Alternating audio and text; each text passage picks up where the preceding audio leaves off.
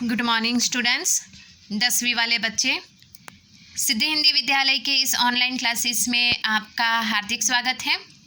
अब बच्चों, यहाँ पे हमारा व्याकरण में जो लेसन चल रहा है वो समास के ऊपर है।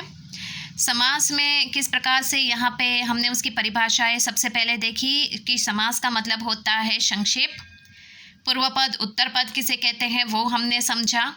दो शब्दों के बीच में जो प्रत्यय विभक्तियों का लोप हो जाता है अर्थात वो गायब हो जाती है तो समस्त पद बनता है।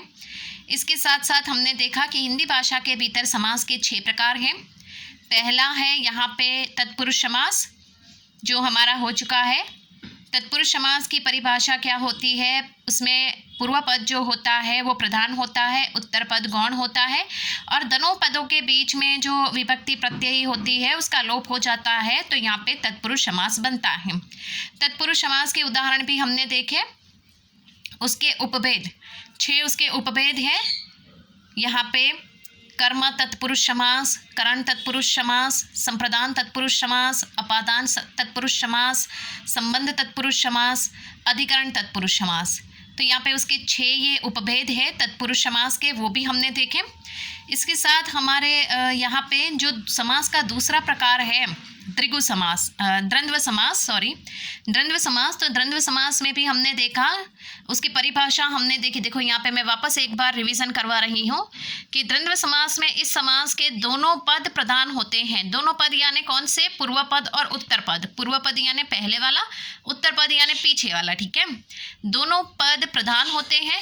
इसके दोनों पद योजक चिन्ह, मैंने आपको बताया था ना योजक चिन्ह किसको कहते हैं? रात और दिन, सुख और दुख, दाल चावल के बीच में जो डैश का निशान लगाया गया है उस निशान को बच्चों यहाँ पे योजक चिन्ह कहा गया है। हिंदी भाषा के भीतर इस निशान को योजक चिन्ह कहते हैं। तथा समास विग्रह करने पर और, या, अथवा, एवं आदि लगते हैं। 3 शब्द हमें याद रखने, कौन कौन से? और यहाँ पे 2 मात्रा है, या, एवं, ये 3 शब्द हमें ध्यान में रखने हैं। उसके उदाहरण भी हमने देखे। यहाँ पे देखो, वापस एक बार मैंने आपको रिवीजन करवा दिया। अब यहाँ पे हमारे आज के इस वीडियो में नया जो यहाँ पे समास का जो प्रकार है तीसरा, कौन सा? द्विगु समास। 6 समास में से करीबन हमारे 2 हो चुके हैं। अब तीसरा जो हमारा यहाँ पे है वो द्विगु समास का है। ठीक है, तो द्विगु समास की सबसे पहले परिभाषा हम देख लेते हैं। सबसे पहले तो मैं आपको बता दूं, किसी भी समास को याद रखने के लिए, जैसे तत्पुरुष है तो तत्पुरुष में हमें क्या याद रखना है? विभक्ति, का, के, लिए, में, पर, से। द्वंद्व समास दूसरा, तो द्वंद्व समास में क्या याद रखना है? और, या, एवं। अब द्विगु समास में हमें क्या याद रखना है? यहाँ पे विशेषण और विशेष्य, अर्थात ऐसा समझ लो कि हमें इसमें एकदम सरल भाषा में मैं पहले आपको बता दूं कि द्विगु समास को याद रखने के लिए आपको समस्त पद यानी परीक्षा में जो शब्द आपको दिया जाता है ना बच्चों, वो शब्द में संख्या देखनी है। अगर संख्या है तो समझ लो वो तुरंत द्विगु समास है। समझ में आया? आपके लिए ये बहुत सरल हो जाएगा। आप विशेषण विशेष्य वो तो मैं आपको यहाँ पे पढ़ाते पढ़ाते समझाऊंगी ही, लेकिन ये ढूंढने के लिए बैठोगे उससे अच्छा है कि आपको द्विगु जहाँ पे आता है उसमें आपको क्या याद रखना है? संख्या। शब्द को ध्यान से देखो, शब्द में अगर कहीं भी आपको संख्या दिखाई दे तो समझ जाओ कि वो क्या है? द्विगु समास। अब यहाँ पे द्विगु समास की सबसे पहले बच्चों परिभाषा समझ लेते हैं कि द्विगु समास किसे कहते हैं। तो उसमें जिस समास में पहला पद संख्यावाची विशेषण हो अथवा तथा समस्त पद समूहवाचक हो वह द्विगु समास कहलाता है। ठीक है, जिस समास में पहला पद संख्यावाचक विशेषण आपको पता होगा, जिस शब्द की विशेषता बताने वाले शब्द को विशेष्य कहते हैं। विशेषण जो मुख्य शब्द होता है, तो यहाँ पे विशेषण के भी प्रकार होते हैं। तो विशेषण के भी यहाँ पे प्रकार बताए गए, तो उसमें संख्या, विशेषण में संख्यावाचक विशेषण होता है। ठीक है, तो यहाँ पे संख्या मैंने आपको बताया ना कि द्विगु में क्या याद रखना है? सिर्फ एक ही बात, संख्या और समूह। अब यहाँ पे देखो परिभाषा तो दी गई है ना, उसको ज़्यादातर हम ये उदाहरण जो बच्चों दिए गए हैं ये उदाहरण के द्वारा समझेंगे तो वो क्या परिभाषा जो है वो आपके दिमाग में तुरंत बैठ जाएगी। कैसे, वो मैं आपको बताती हूँ। सबसे पहले समस्त पद कौन सा है? पंचतंत्र। ठीक है, परिभाषा क्या है? जिस समास में पहला पद संख्यावाची विशेषण ठीक है। संख्या वाची विशेषण तथा समस्त पद समूहबोध हो, समूहबोधक, समस्त पद, समूह, पंचतंत्र, पंच कोई संख्या इसमें है, पंच यानी 5, ठीक है। ये पंचतंत्र शब्द का सबसे पहले विग्रह करो बच्चों, तो 5 तंत्रों का समूह, समूह का बोध हुआ ना, 5 सबसे पहले संख्या, और 5 मतलब 1 2 3 4 5, मतलब ये समूह ही हुआ, ये जुट हुआ, तो मतलब इसमें संख्या भी आएगी, समूह। तो संख्या और समूह, 5 तंत्रों का समूह, अब समझ में आया। अब यहाँ पे दूसरा देखो, पंजाब, पंजाब शहर का नाम है। तो आप बोलोगे कि मैडम ये यहाँ पे पंजाब तो ये जिस राज्य का नाम है, तो मतलब यहाँ पे वो कैसे आएगा, तो 5 आम्बों का समूह, 5 आम्बों, आम्बों यानी उसका मतलब क्या होता है, नदियाँ, 5 नदियों का समूह।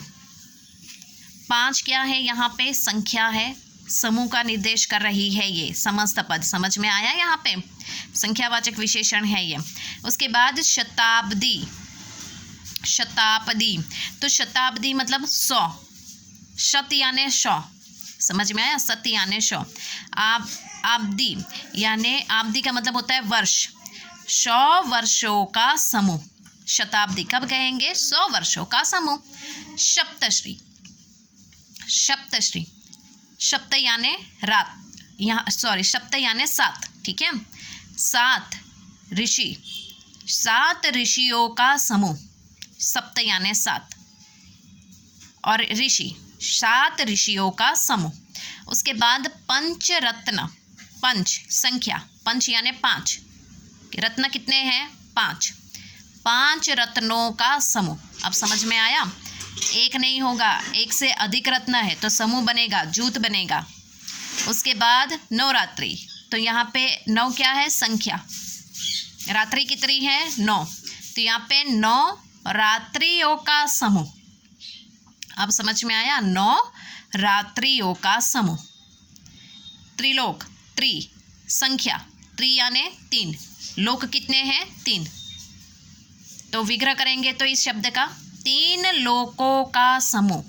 अब समझ में आया आपको। चौमासा, चौमासा यहाँ पे चौ यानी 4, संख्या, मास यानी महीने, 4 मासों का समूह, 4 महीनों का समूह, 4 महीनों का समूह।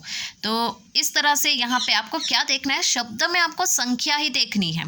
संख्या देखोगे तुरंत समझ में आ जाएगा बच्चों। ये एक याद रखने की टेक्निक है, सीधी सरल द्विगुवाचक यहाँ पे समास को, ये द्विगु समास को याद रखने की बहुत सीधी सरल ये टेक्निक यहाँ पे बता रही हूँ। उसके बाद दूसरे और 2 उदाहरणों की हम चर्चा कर लेते हैं, ठीक है। त्रिवेणी, त्रि यानी संख्या कितनी है, त्रि यानी 3, 3 वेणियों, वेणियों यानी नदियों। इसके अर्थ भी मैं आपको बताती ही जा रही हूँ, यहाँ पे लिखे हुए हैं ताकि आपकी समझ में ज़्यादा आए।